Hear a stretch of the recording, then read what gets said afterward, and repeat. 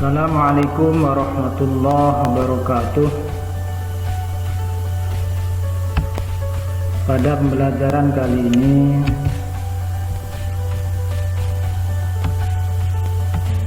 pembahasannya adalah bab 2 pidato persuasif.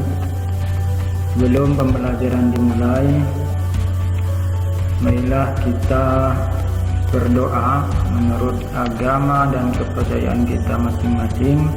Berdoa dimulai.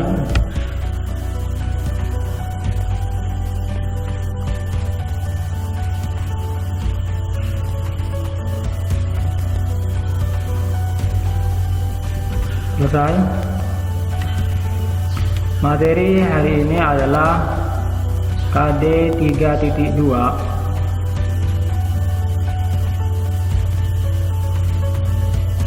Materi sekarang adalah bab 2, yaitu KD 3.3 tentang mengidentifikasi informasi dalam pidato persuasif. KD dan IPK-nya, KD-nya adalah mengidentifikasi gagasan, pikiran, pandangan, arahan, atau pesan dalam pidato persuasif tentang permasalahan aktual yang didengar dan dibaca. Indikatornya atau IPK-nya ada 4 yang dibahas pada pertemuan kali ini. Yang pertama, memahami pengertian pidato persuasif. Yang kedua, memahami jenis pidato persuasif. Yang ketiga, memahami metode pidato persuasif. Yang keempat, memahami tujuan pidato persuasif.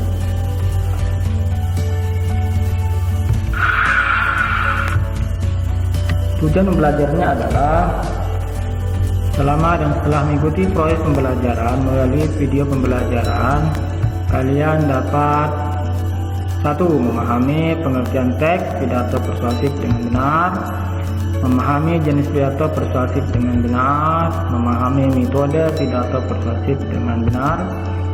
Yang keempat, memahami tujuan pidato persuasif dengan benar. Inilah tujuan pembelajaran hari ini.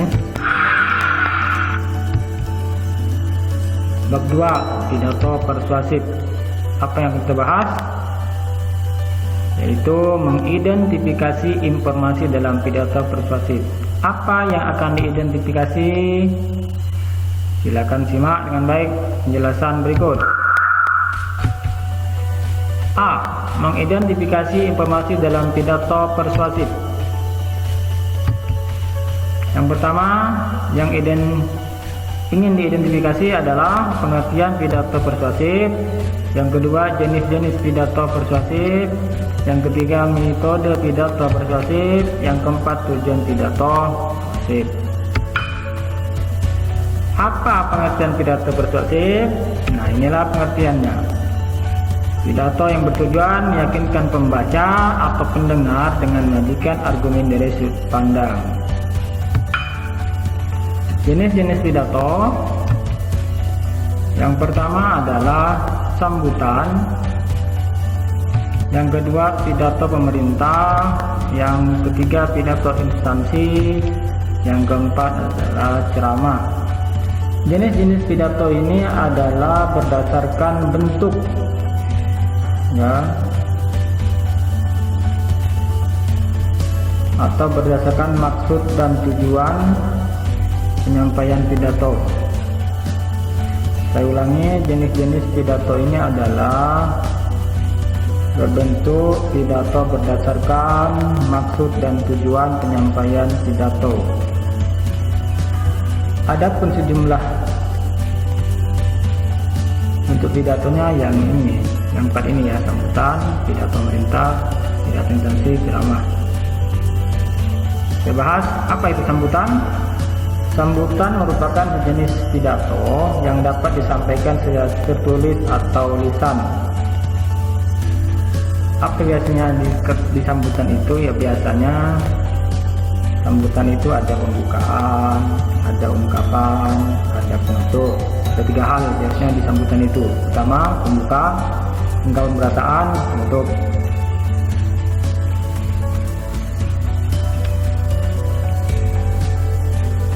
Sedangkan pidato pemerintahan adalah pidato yang berasal dari pemerintah untuk rakyat.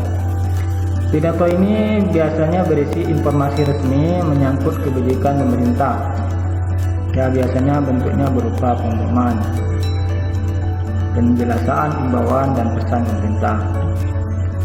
Yang ketiga, pidato instansi biasanya berisi tentang penerangan, penjelasan,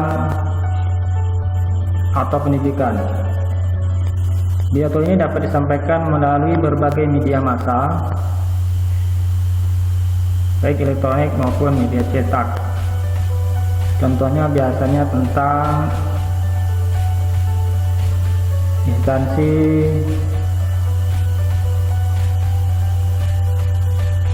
pendidikan. Contoh,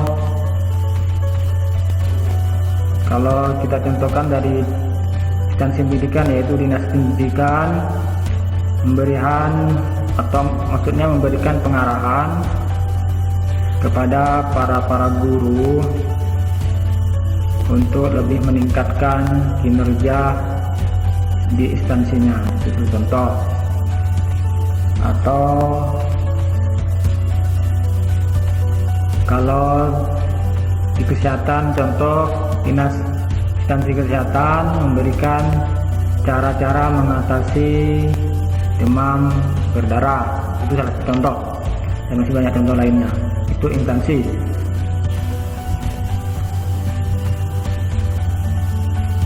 Yang keempat, ceramah.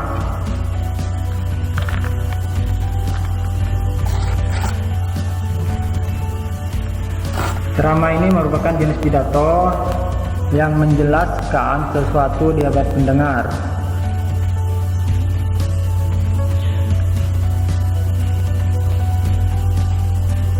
Apa yang biasanya disampaikan? Ya, seperti ceramah keagamaan, kesehatan, politik, budaya, pendidikan, dan masih banyak contoh lainnya. Itu penjelasan ceramah. Sekarang metode pidato. Metode pidato ada 4. Ada manuskrip, extemporan, memoriter, atau hafalan, atau impromptu, atau pidato dadakan. Apa pidato naskah atau manuskrip? Metode yang dilakukan dalam menyampaikan pidato menggunakan naskah atau teks. Kalau extemporan ini, dia pidatonya menggunakan garis besar besar. Nah, dari garis besar itu baru dijelaskan satu persatu. Sedangkan memoriter ini hafalan, ya bentuk pidato yang caranya menghafal tanpa menggunakan teks atau naskah atau catatan kecil.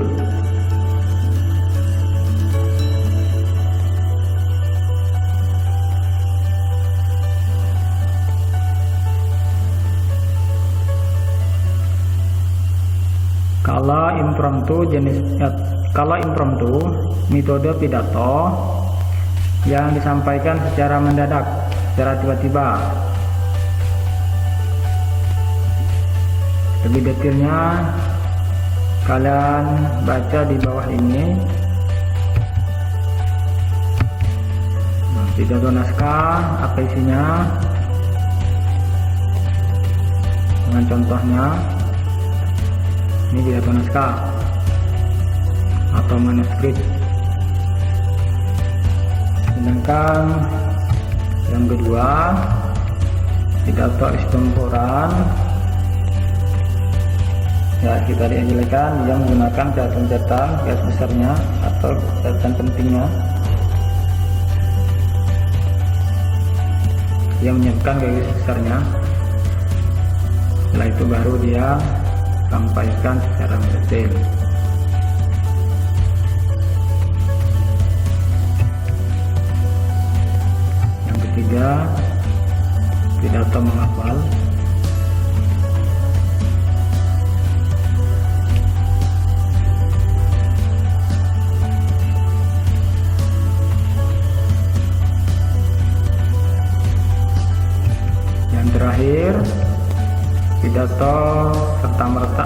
dadakan atau impromptu. Nama lainnya ini disebut dadakan, disebut impromptu.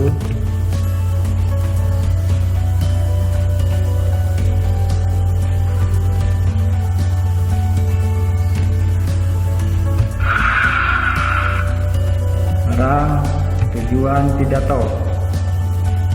Yang pertama, memberikan informasi kepada pendengar.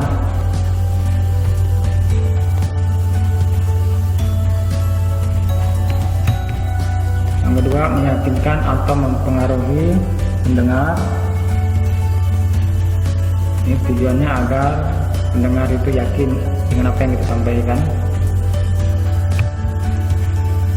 Yang ketiga, menghibur pendengar. Di sini bisa kita isipkan humor dalam penyampaian pidato tersebut sehingga pendengar terasa terhibur. Yang keempat, menggerakkan pendengar. Artinya ketika kita menyampaikan pidato, para pendengar akan tergerak hatinya ketika mendengarkan pidato kita.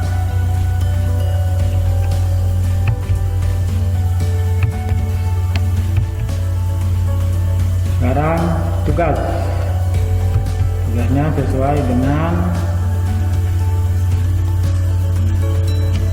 tujuan pembelajaran hari ini.